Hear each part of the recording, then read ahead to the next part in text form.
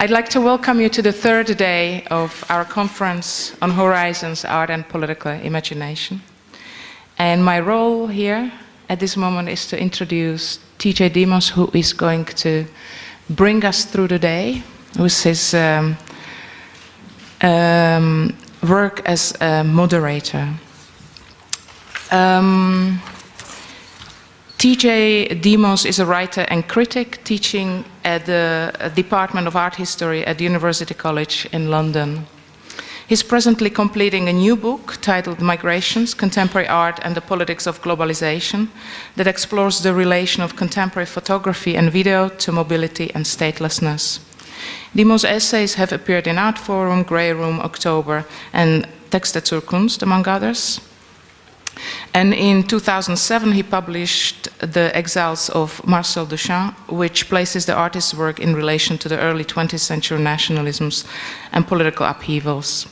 Recent catalogue essays include Giardini, A Fairy Tale, Steve McQueen, British Pavilion 53rd Venice Biennial in 2009, and The Politics of Sustainability, Contemporary Art and Ecology in Radical Nature, Art and Architecture for a Changing Planet, 69, 2009, Barbican Art Gallery in London. During 2008 and 2009, he organized Zones of Conflict, Rethinking Contemporary Art During Global Crisis, comprising a series of research workshops in London and an exhibition in New York. He lives and works in London. As every day, also today, we have a reviewer of the day who will analyze the Congress proceedings of today. Today it's Pelin Tan, who in the meantime you all know, I think. She's a sociologist and art historian currently working as a researcher at the History of Art Department, Institute of Social Sciences here at the Istanbul Technical University. She works here since 2001. Previously, she was a guest professor at the Academy of Fine Arts, Architecture, Urban Research MA program in Nuremberg, and guest lecturer at the History of Art Department at the Technical University in Berlin. Pelin Tan lives and works in Istanbul, and we'll very much look forward to her review of the day. Without further ado, I'd like to offer the floor to TJ Demos.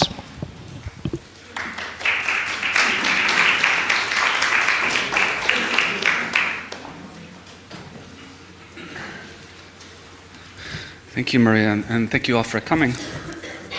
It's a pleasure to be here.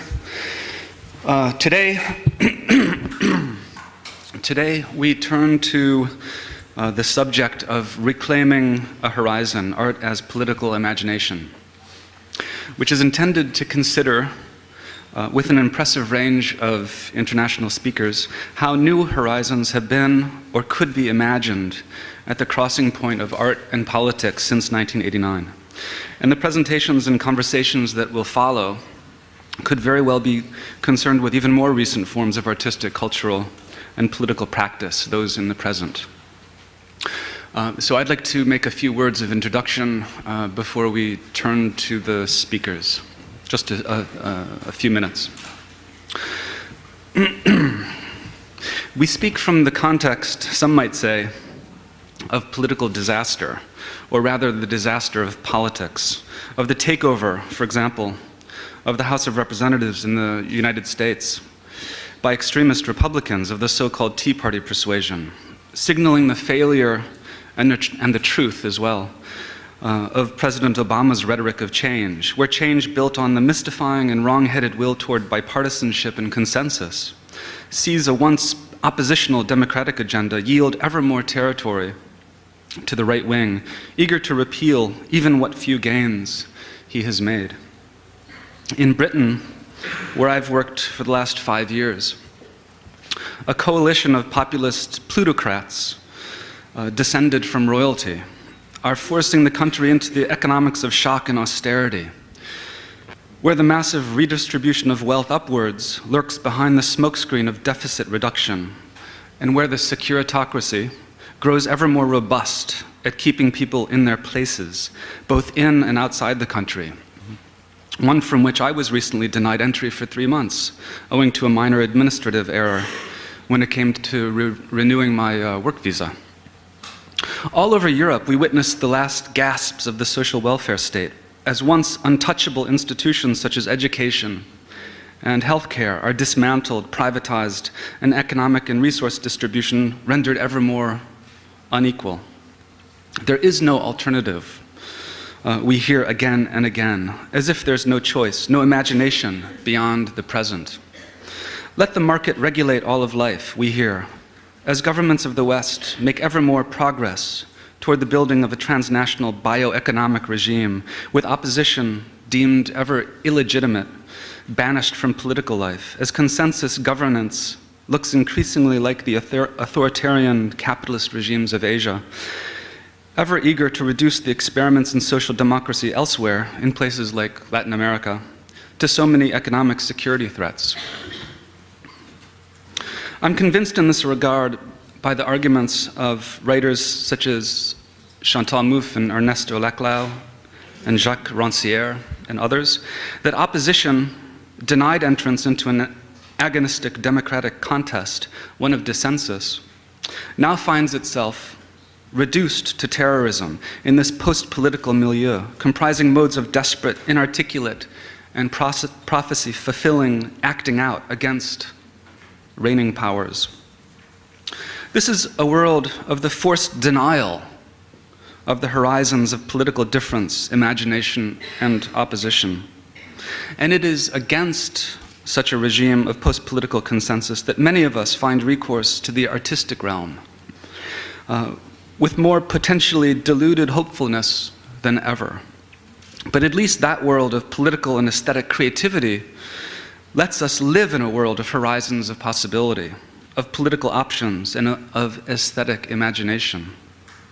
It is precisely the installment of a line of division within the world of consensus that we defeat the deafening cry that there is no alternative to neoliberal capitalism, to endless war, to environmental catastrophe, and the rest. With that said, I'm very excited to hear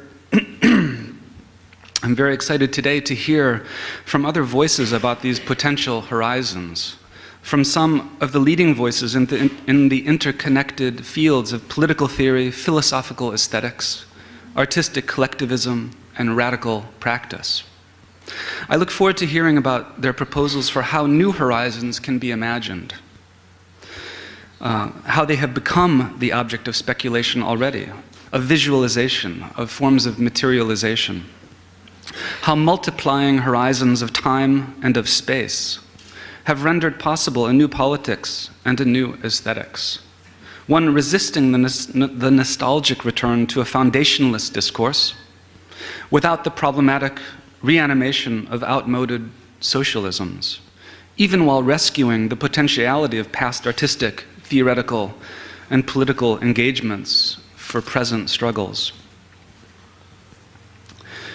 So, we will hear today, first from filmmaker and writer Hito Steyrl, on the visuality of groundlessness, of the multiple perspectival space of what she terms the free fall in which we find or lose ourselves today. Then, the philosopher and art theorist Gerald Raunig will discuss the possibility of conceptualizing an aesthetic horizon, in part by returning to the 18th century founder of aesthetics, Alexander Gottlieb Baumgarten. After a coffee break, we'll return for the presentation by the distinguished political theorist Ernesto Laclau regarding what he calls the notion of hegemony and its horizon constituting politics.